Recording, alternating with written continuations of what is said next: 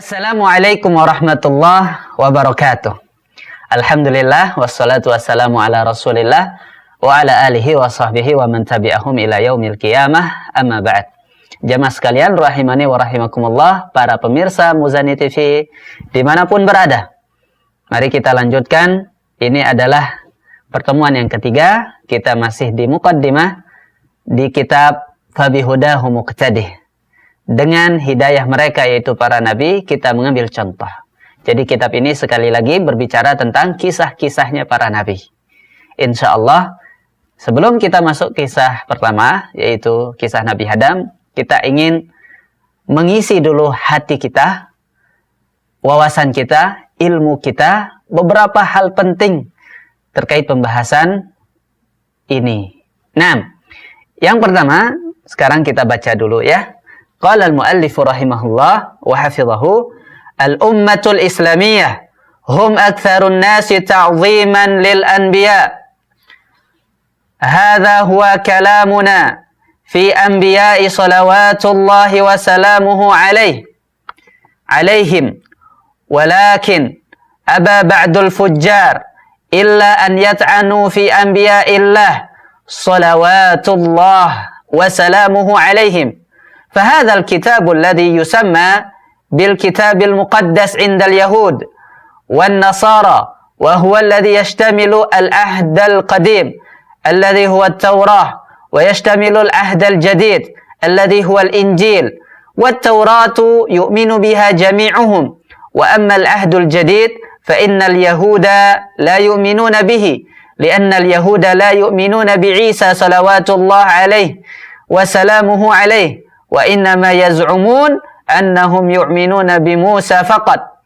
أنا أنقل بعض كلامهم في أنبياء الله من الطعون التي لا يجوز أبدا أن تنسب إلى الصالحين من البشر، فضلا أن تنسب إلى الكمل من البشر وهم أنبياء الله صلوات الله وسلامه عليهم. Pada paragraf ini, muallif menjelaskan di sini.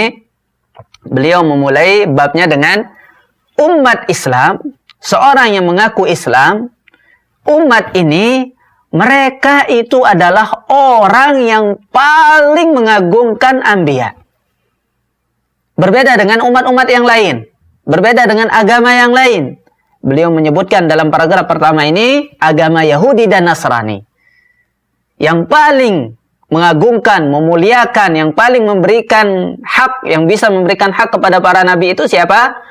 Orang Islam, umat Islam, umat yang nabinya itu adalah Nabi Muhammad sallallahu alaihi wasallam, umat yang beriman kepada seluruh nabi. Nabinya orang Yahudi, nabinya orang Nasrani, orang Islam mengimani semuanya. Lihat, beliau pada paragraf pertama ini menjelaskan bagaimana orang Yahudi dan Nasrani itu sebenarnya mereka tidak memuliakan dan tidak mengagungkan Nabi. Beliau membawakan di sini di kitab, beliau menyebutkan Al-Kitab Al-Muqaddas, kitab suci mereka. Ada dua, ada Al-Ahdul Qadim, perjanjian lama, Al-Ahdul Jadid, dan perjanjian baru. Beliau lalu menjelaskan, perjanjian lama ini orang Nasrani dan orang Yahudi itu sama-sama mengimani. Tetapi Al-Ahdul Jadid, perjanjian lama ini diimani hanya oleh orang Nasrani saja. Yang disebut sebagai kitab Taurat itu ada dua, perjanjian lama, perjanjian baru. Yahudi, Nasrani sama-sama mengimani perjanjian lama. Tapi perjanjian baru, orang Nasrani saja. Karena di perjanjian baru ini dijelaskan tentang Isa. Sedangkan orang Yahudi tidak mengimani Isa. Orang Nasrani mengimani Nabi Musa dan Isa, tetapi orang Yahudi Musa saja, Nabi Isa tidak mau. Kaum muslimin, saya tambahkan di sini, mengimani Nabi Musa, Nabi Isa. Taib, orang Yahudi tidak mengimani Isa, tidak mengimani Nabi Muhammad SAW. Orang Nasrani tidak mengimani Nabi Muhammad SAW. Orang Islam yang lengkap, mengimani semuanya.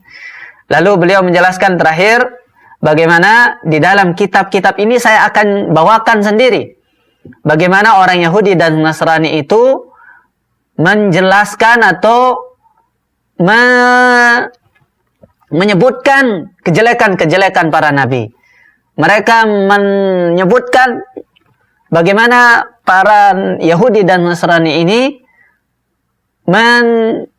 merendahkan para nabi.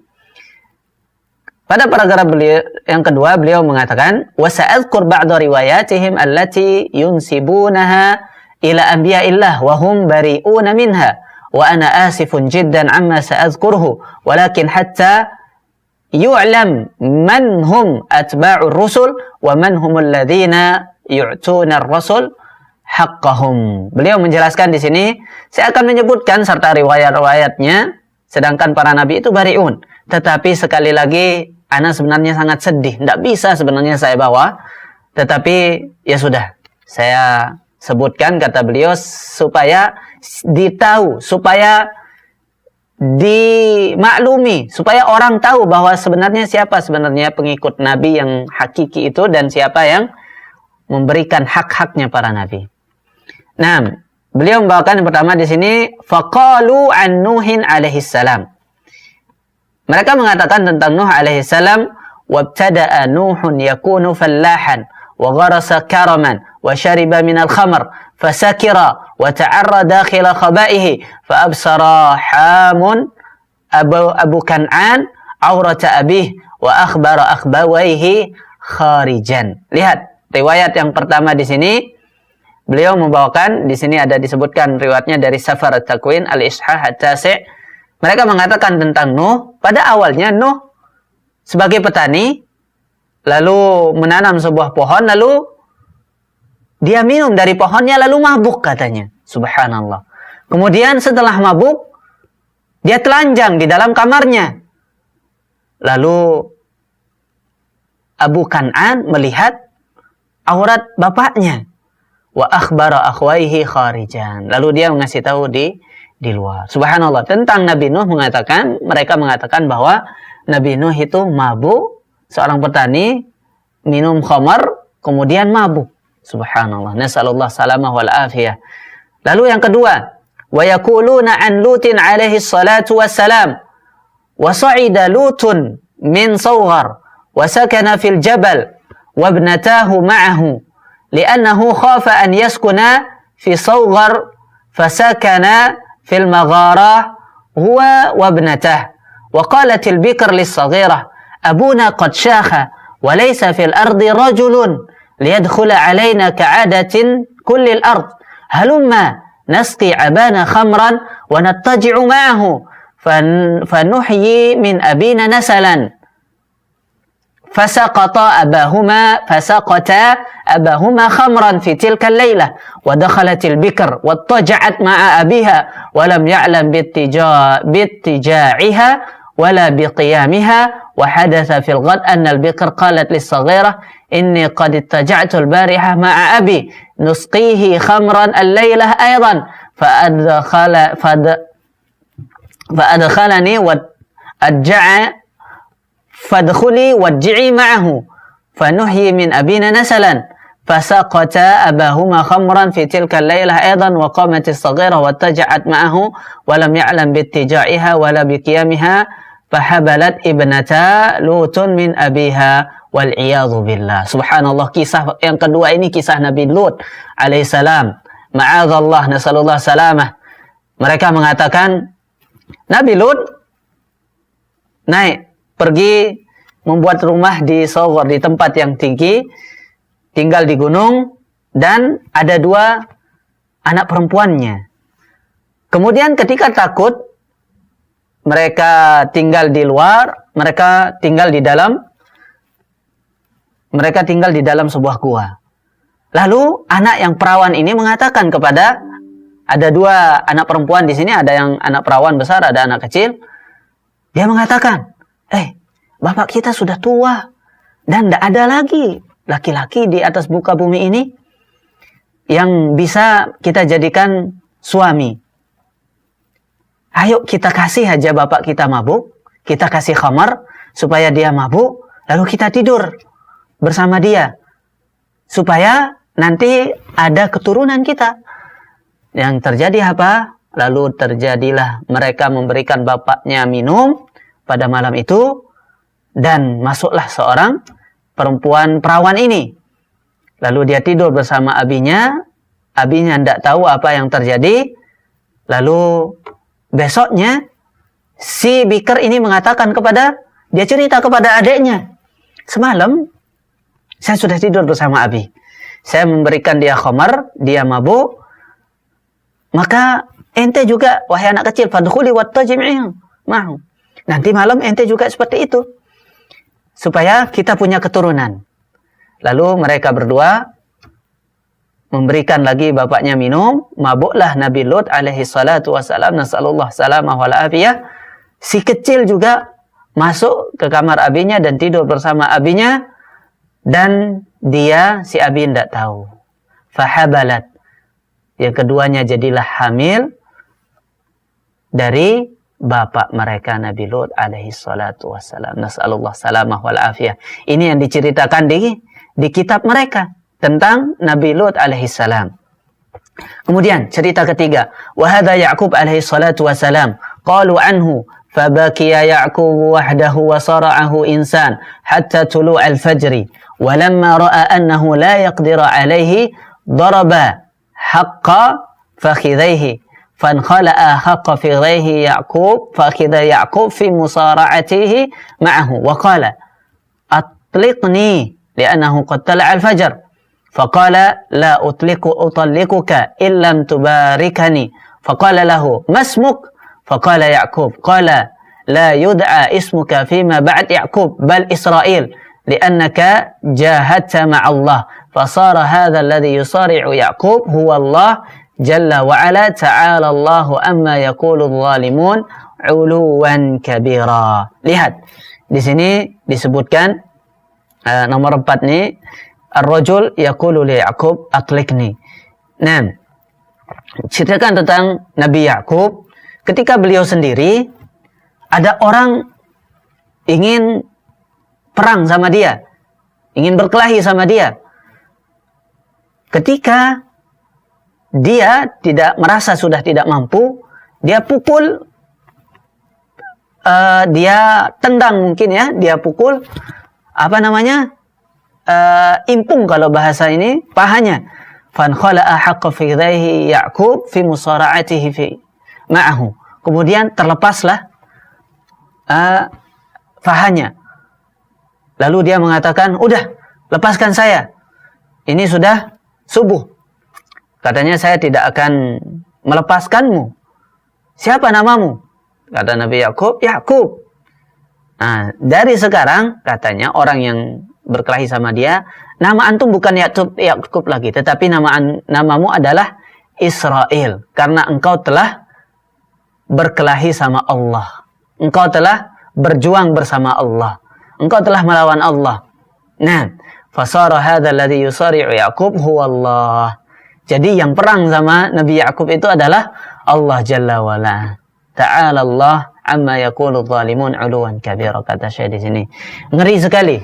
Nah, cerita yang keempat di sini, wa qalu an Harun walamma ra'a asy-sya'b anna Musa abta'a fi an-nuzul min al-jabal ijtama'a asy-sya'bu ila Harun wa akhadha Harun min aydihim adh-dhahaba alladhi amarahum bihi wa sawwarahu bil izmil wa sana'ahu ijlan masbukan faqalu hadhihi alihatuka ya Israel fa Harun 'indahum huwa alladhi sana'a al-ijl walaysa as-samiri. Cerita yang ketiga ini, Nabi Harun diceritakan ketika Nabi Musa terlambat pulang, ketika itu yang ditinggal di rumah itu Nabi Harun, mereka mengatakan bahwa Nabi Harunlah yang membuat ijl, yang membuat sapi yang mereka sembah itu. Tapi kita tahu di dalam cerita Al-Quran itu adalah Samiri, salah satu di antara mereka.